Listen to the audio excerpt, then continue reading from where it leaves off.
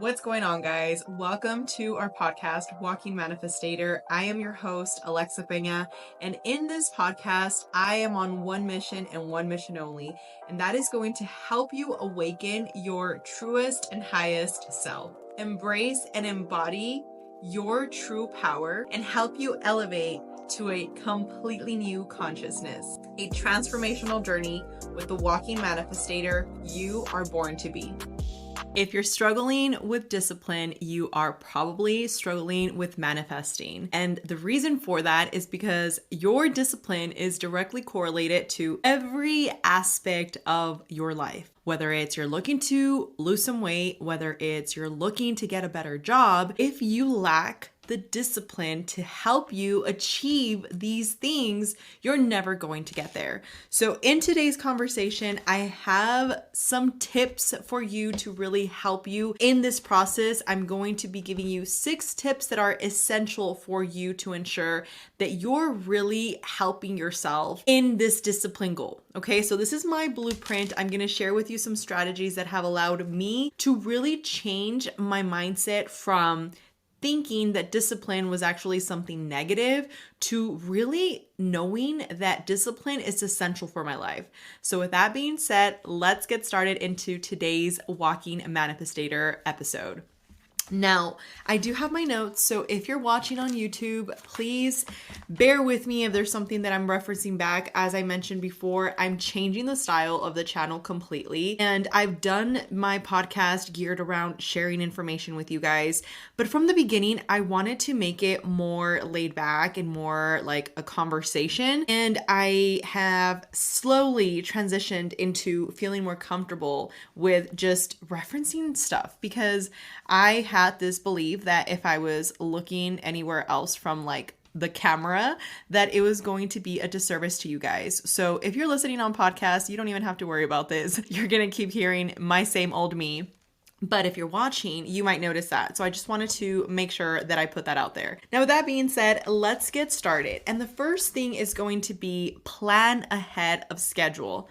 Now, this one for me is a game changer because I really take the time to now plan for things that I before thought it doesn't really matter. I can get it done during the week. It's not going to really be a big deal. But boy, was I wrong. And let me give you an example. Something small that I recently incorporated, and I would do it before, but I wouldn't do it as often and I wouldn't plan. So it was like, well, I'll have my shake and I'll just plan it in this morning. I'll make my shake. So now I'm actually planning my breakfast every single Sunday. I make sure that I prep everything so that I can really be setting myself up for success. I put some chia seeds inside of my oats. I put some hemp seeds. I put some honey, some cocoa. I put a bunch of very nutritious and healthy things. So when I prep my overnight oats and I get it in the morning, it number one is satisfying my hunger that obviously I'm feeling after the gym. But number two, it was a no-brainer. It was something that I planned for ahead of schedule, and it made it easy for me to execute and really feel happy because I'm not sure if it's happened for you, but I think we can all relate.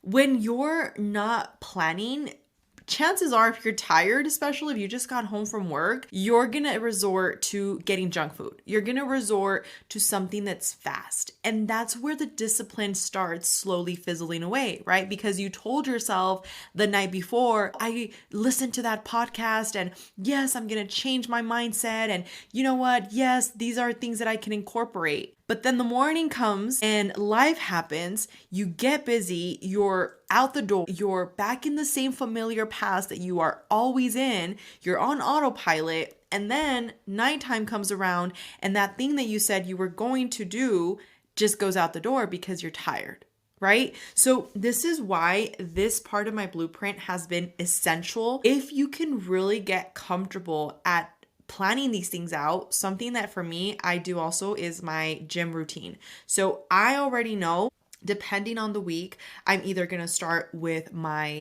either legs or I'm going to start with my upper body. And that just helps me eliminate one thing when I go to the gym, because before I would have to look at a routine, and then that's where the inconsistency happens, because you watch this one girl do this one amazing routine and then you watch another amazing girl do another amazing routine, and you're like, oh my gosh, which one do I do? Well, just choose one, right? And that's what I did. Personally, I got very clear on my routine. I literally wrote it down. Mondays is what I do. This is how many reps. This is what I'm going to be going in for. This is going to be Tuesday. This is what I'm going to be hitting. I just eliminated one extra step that I had to think about. And that right there is what helps you avoid, and I want to make sure you keep this in mind, the decision fatigue. Because a lot of the times we're in this stress, right? Over anxious over everything that's happening in life. So it's easy when you're going back home from work and getting upset with your boss to just stop at Chick-fil-A because it's healthy,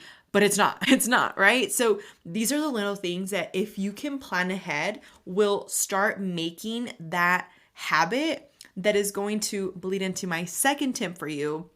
And that's change the way you see at time. And this is going aligned with when we change the way we look at things, the things we look at change. So for me, this is something that goes into quantum physics. And if you're not in our community, so this is probably gonna be something that if you've been following along, you'll understand. If not, you should definitely join the community because we talk about a lot of this stuff. But quantum physics teaches us that in reality, time is not linear, okay? So when we can think of time happening in the everlasting present, and that we are literally entangling time, and a way I want you to see it, the way that I see it in my head, is like instead of 2 hours having to pass by, which 2 hours, let's say you're gonna get started on your new, a new work project that you have, okay? That's a perfect example. And you're working on this project, but you think the only way that you can get to the final product of this project being turned in for your boss is that you need to spend an enormous amount of energy, an enormous amount of time with this project, right? Because you're operating from the mechanical, because you're operating from the masculine energy, you're forcing things to happen. You're looking at time as this thing that you need to obtain versus this experience that you need to feel. And that to me really has allowed me to change my perspective when it comes to the discipline throughout the day, because the school system teaches you that time is linear. Therefore, if you messed up in the morning, chances are you are burning yourself out because now you feel that you are letting yourself down because you did not do that one thing in the morning that you said you were going to do. And it's a slippery slope from there because you say, well, I already had a bad breakfast. Might as well have a bad lunch, right? Might as well have the extra cheesecake because I already broke my diet. That's the mentality that we get into, right? However, when we can understand that us changing the way that we're looking at time, and we say, hey, you know what? The day actually has 3 periods. It's the morning, it's the afternoon, and it's the nighttime. That means that even though I didn't necessarily master my morning, I still have 2/3 of the day left. And that's something that I personally have seen a lot of impact when it comes to how I choose to look at time. And call me what you want to call me, but I am telling you, when I sit there right before I go into my car and I'm going to an appointment and I tell myself, today is going to be a great day. I'm going to get there on time. Even if I'm running late, like I'm not even kidding. Like even if that day, like the boys were running a little bit behind schedule and, life was happening, I will get in the car and I will start setting affirmations saying, I'm always on time. I'm always early. Everything is always flowing for me. I kid you not.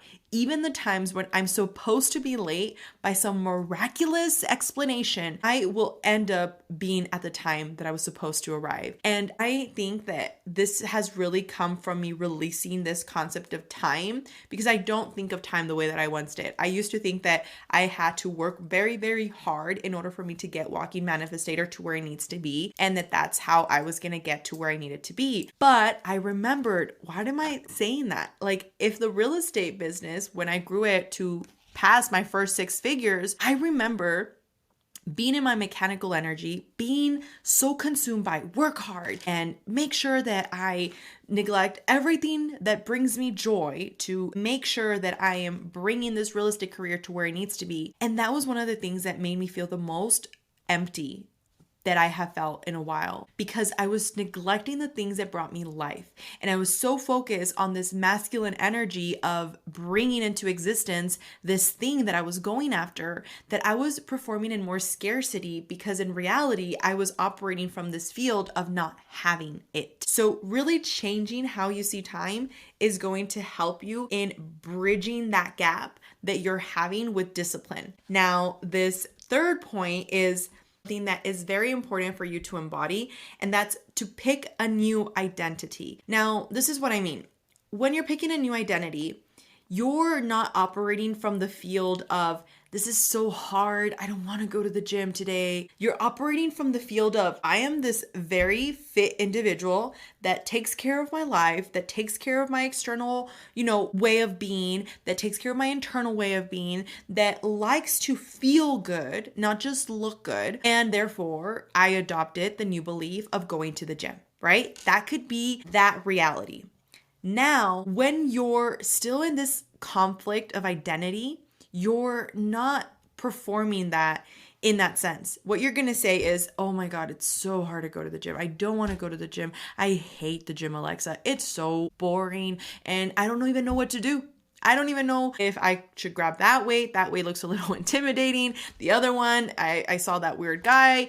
Okay, so this is where we get into this concept of why it's so hard for you to feel like you're actually making any progress, because the reality is that you're not changing. So you're not changing, therefore you're not really going to align with that new version of yourself, which is that version of discipline, okay? Now, number 4 is something that I also personally think has really made a huge impact. And all of these are important. Okay, so this is my blueprint, so don't take them in any particular way. All of them are equally important. If you do one of these, everything is going to significantly change in a positive way for your life. I'm telling you from personal experience. However, my relationship with God, like, who is your God? And even if you're atheist, okay, like, bear with me here, because you have a God. I was listening to this podcast the other day and it really made me reflect on that, because I've heard a lot of people that don't believe in something. They're like, I don't believe in anything. Like, I don't believe in God. I don't believe in anything. I just believe life is, and that's it, right? When you live in that mindset and you haven't even found a God that you identify as your God, you're not living for something grander than you. And life is going to get very, very sad very, very quickly, because we have this part in our brain, and I want to read this to you. It's called our AMCC, which is our anterior cingulate cortex. This is actually directly connected to our will to live. So let's just say all you have in your mind is making more money. All you have in your mind is, I want to get that girl, or I want to get that guy, I want to get that house, I want that nice Cartier bracelet, I want the new whatever, right? These things that are happening is being programmed in your mind, is that you're operating from this sense of thinking that something else is going to come to save you to make you feel fulfilled. And the reason that this neuroscientist was actually talking about that we all have a God, okay? The neuroscientist, so I hope that helps. But he was mentioning how every single person has a God, whether it's your phone, whether it's the clothes that you worship, whether it's the shoes that you worship, whether it's your car, but you have a God.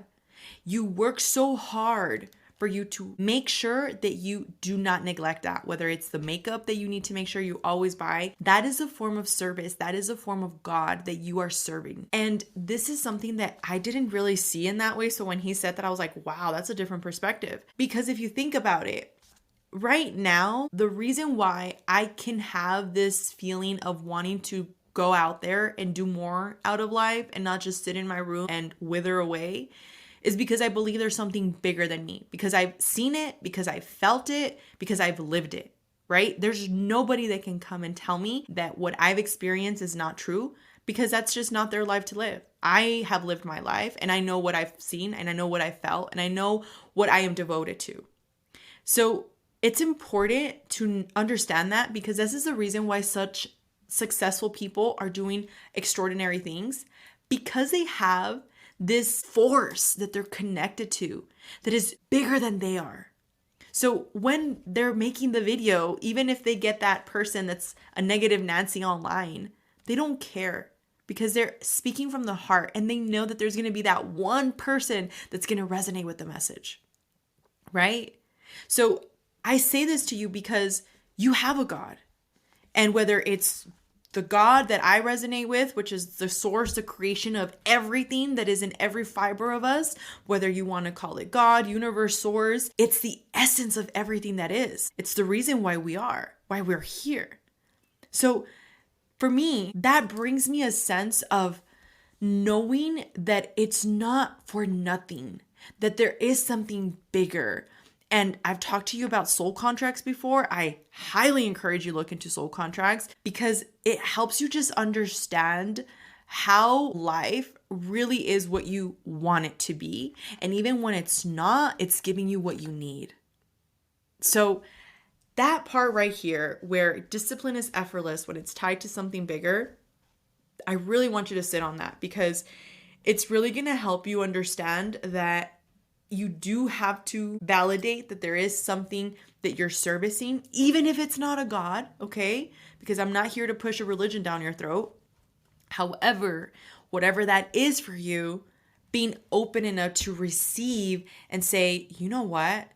This is this essence, this energy that is grander than me, that I am going to continue to be disciplined for. Then we go into our tip number 4, and that is to leave the gray areas out. Now, this is an example that I'm going to share with you so that you can see how this applies to your life. When I share with you that you need to leave the gray areas out, for me, I don't like gossiping. Okay. I loved it at one point in my life. It was just exhilarating because it's drama and it's just the rush and it's just what our psyche has been conditioned to want and need a fix for, right? So I remember when I first started transitioning into not actually gossiping and just not talking negative. It started with like family members. Like when my grandmother would come and tell me something about something that happened, I would just tell her, I'm not really interested in listening to that. And it slowly progressed into now she will not tell me anything about anybody, because she knows that I'm not the person that she can gossip with. I'm not the person that's going to go and say, yes, that person was so wrong and I can't believe they did that. Because in reality, what I'll turn around and do is I'll tell her, how could she have done something differently? Because every time that I get upset with somebody, and in that moment, I lost that part that I could have just walked away from. Let's say it was with a customer service representative, something as small as that, right? Which I haven't done in a long time because I worked on this, but just an example of something that would happen, right? You get so mad with the customer service representative and you get triggered and you basically give them all this negative energy. And now, essentially, when you leave the gray areas out, if you've adopted this mindset of, that is not who I am, that is not my identity, I do not gossip, I am not interested in that low vibration conversation. And you don't have to say it that way, because I know that could come across a little snarky, but to be honest, sometimes you have to be very brutally upfront to set those standards to make sure that the people that are in your corner are the right people for you. But anyways, there's ways that you can deliver that. And at the end of the day, having that clear mind of, I don't gossip, therefore I'm not going to hang out with people that are gossiping. So if I had, in this hypothetical scenario, friends that still gossiped, this would be the time when I would cut them out. This would be the time when I would say, you know what, I'm going to have a nice conversation with them and let them know like that's something I'm trying to change, and I would appreciate if they just didn't do it around me. However, if they can't do that, then that shows me that they're not willing to change in something that's going to help them be better. Therefore, it's not my job to change them. It's my job to change me, right? Then here on number 5, upgrade your beliefs weekly. Your mind is a software, okay? And it's constantly running these outdated programs. I've said it before, and something that I recently rediscovered and I really liked it was the CEO of the person that is the host of Diary of a CEO, he was talking about how we should give ourselves the permission to upgrade our beliefs. And he was saying every single day. I mean, every single week. And, some people are saying every single day.